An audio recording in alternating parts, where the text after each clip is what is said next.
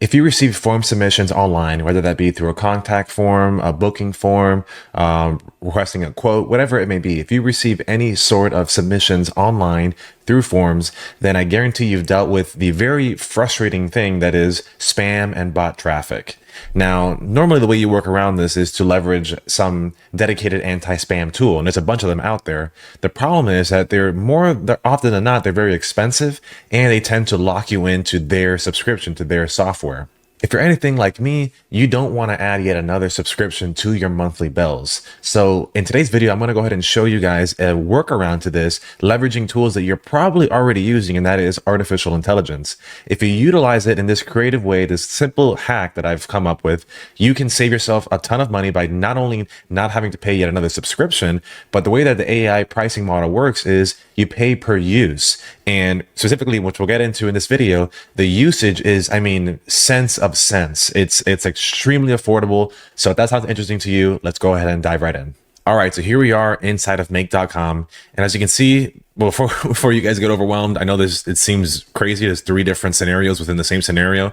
The reason for this is because, which we'll get into in the video, I have a couple of different email validation softwares or methods that I'm going to show you so that you can choose whichever one you prefer. And if you don't know already, you can download this entire blueprint in the description below 100% for free. It'll take you to my Gumroad product page, and you can download this blueprint. Just import it into your make.com account by hitting the little buttons here and import blueprint, and you can have all of this ready for you to go. So first things first, let's go ahead and talk about the AI. We're going to be leveraging OpenAI's ChatGPT 4.0 mini. Now, 4.0 is really the standard one right now, but 4.0 mini is, like you'd imagine, it's the miniature version of 4.0. And the great thing about mini is that I think it's 31 times less expensive than 4.0, which is already pretty affordable. So if you go to ChatGPT's pricing page, you can see 4.0, which is the standard one. It is $2.50 for every 1 million tokens, input tokens, and $10 for every 1 million output tokens, which a million's a lot of freaking tokens, as you might imagine. Now, 4.0 mini is significantly less expensive. So when 4.0 is $2.50 for every 1 million inputs, it is 0.150. So, I'm pretty sure it's 31 times. I asked ChatGPT and it said 31 times, but you can do the math on your own. It's significantly less expensive. And then output tokens, from $10 to 6 cents or 60 cents, I might be more accurate. Very, very, very, very, very affordable. And in this use case, the usage that we're utilizing is very small. So really quickly, let me just show you that. So in my scenario, I have the prompt, or aka the input tokens, is 628. Completion tokens, as in the output tokens, is 43, and the total is 671. Which, if I use my nifty little calculator here that I found online, we're looking at about $0.000012 for that usage. So again, super, super, super, super affordable. And you don't need 4.0 for this because it's a very simple task. 4.0 mini handles it very well. All right, that's my spiel on the pricing and why I recommend doing this and not, opting for a dedicated tool that's going to lock you into a subscription that you just don't really need. You should already be using ChatGPT or any sort of AI tool in your workflows. In my opinion, in this day and age, you should be using it already. So cool. Let's go ahead and dive into this scenario really quick. Now I'm going to go with, let me just go with this one on the bottom. Now, the reason, again, I have 3 different versions here is because simply before the email validation tool. So I have 3 different options. I use this one down here called Reune. It's just a product that I already have.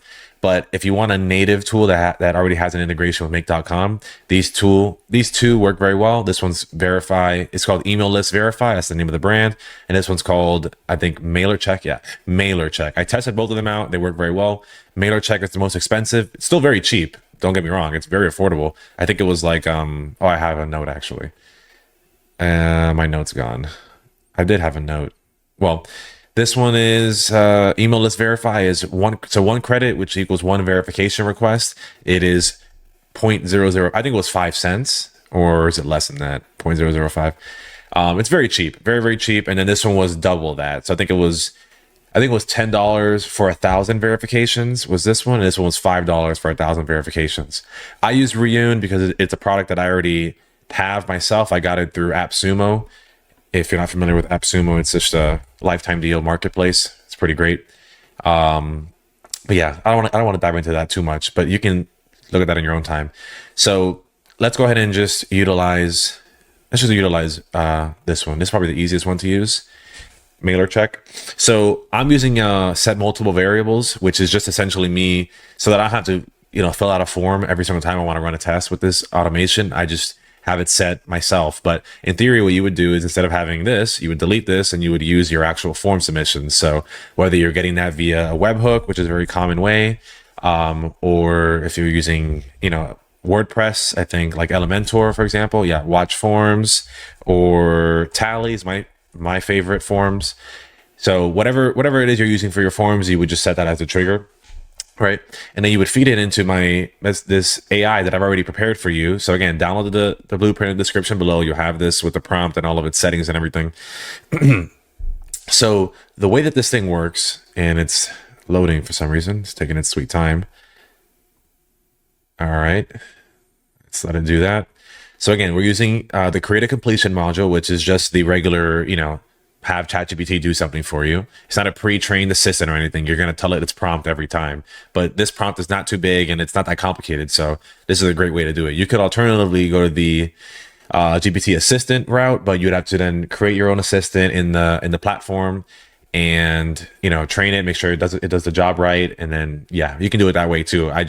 This is much simpler. So it works very well. And again, I showed you the pricing. It's very, very cheap. So anyways, we have the system prompt, which is essentially just instructing it on what it is and what its purpose is, right?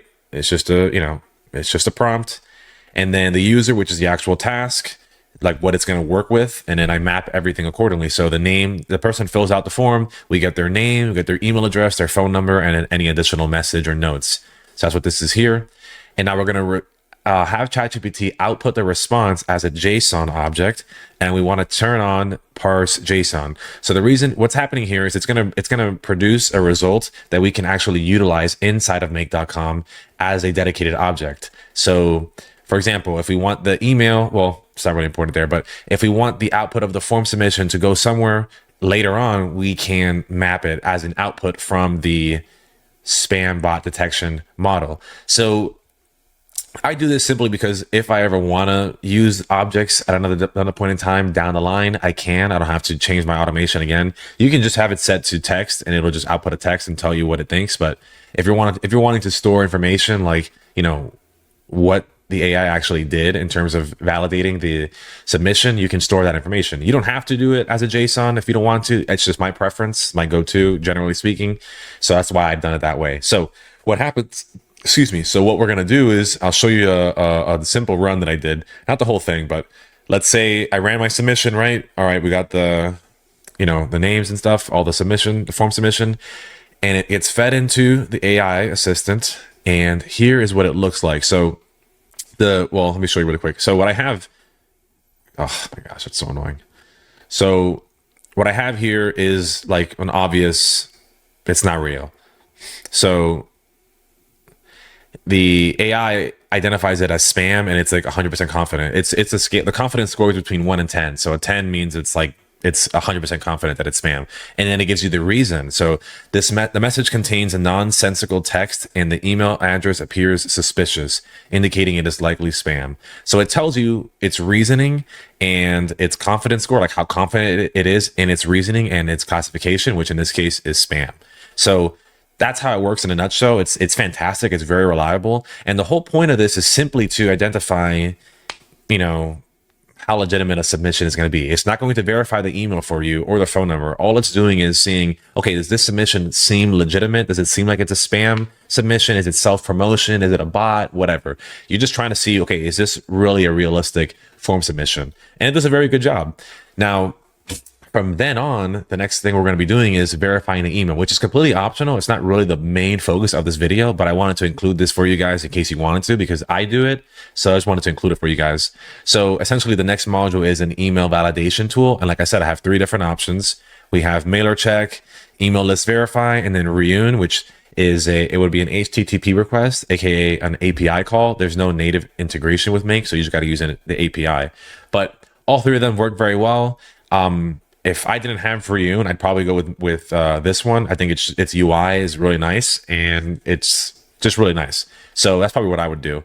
But anyways, all we're doing is we're putting a filter between the two. So after the AI completes its task, we have a filter here, which is basically trying to stop the automation from continuing if it classifies it as spam, because we don't need the submission to go anywhere. If it's spam, we don't want to save it. We don't want to record it, obviously. So what we do is we look at the classification, which is the output right here. So what it classifies it as, I've prompted the AI to only do one of three things: either spam, needs review, or it's qualified. So if it says spam, then we know it's spam and we don't want it to continue. So essentially, if classification is not equal to spam, that way, if it is spam, it will stop. If it does not equal spam, if it's need review or qualified, it will continue on through the automation. So then we go to the email verification and we just map the email address from the form. In my case, again, is the set multiple variables.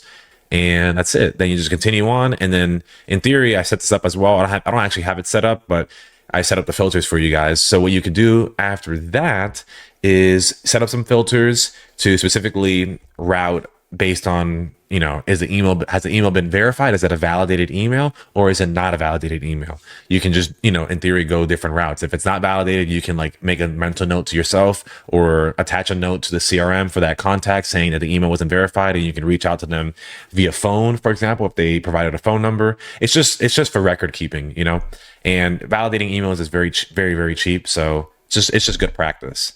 But anyways, that's how it works, guys. It's like I said, it's very, very affordable, very easy to use. And again, you don't have to lock yourself into a vendor of some kind. There's a lot of SaaS products out there and subscription models and whatnot, but it's not totally necessary. In my opinion, I think that AI can do a pretty good job at identifying what is obviously spam. So why not leverage it? And it costs you, a fraction of a cent every time you use it. Again, technically, depending on how big your form is or how much data you're feeding the AI.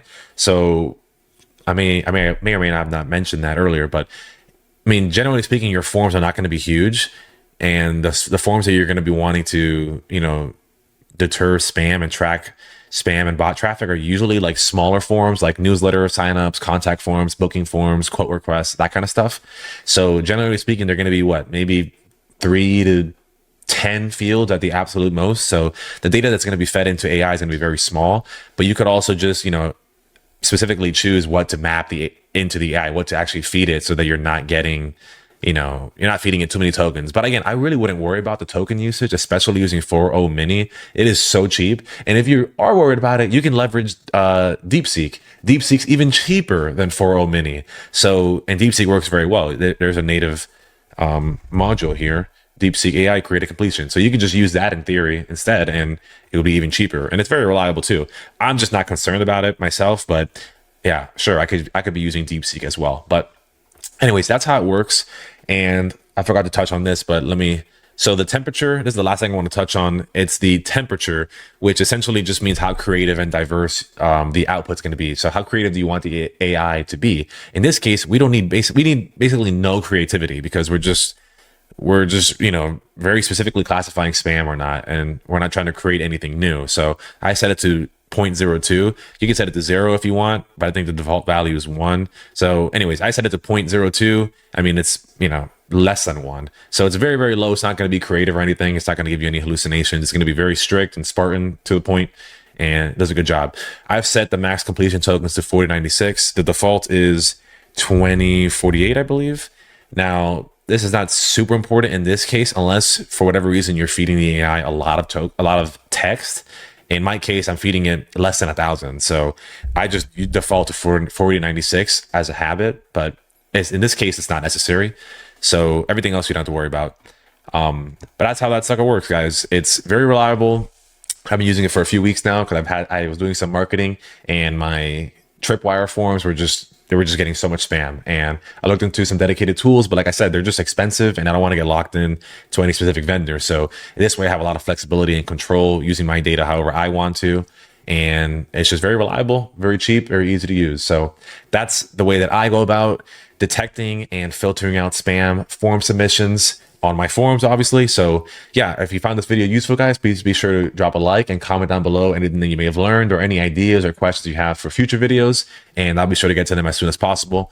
But yeah, that's going to do it for today's video. God bless you guys. Make sure to download this free blueprint down below in the description. It'll take you to my Gumroad page. It's free to get, and just import it into your make.com account. Start playing around with it and see how it works for you guys. God bless you, and thank you again for watching. This is Otis, and I'll see you in the next video. God bless you guys.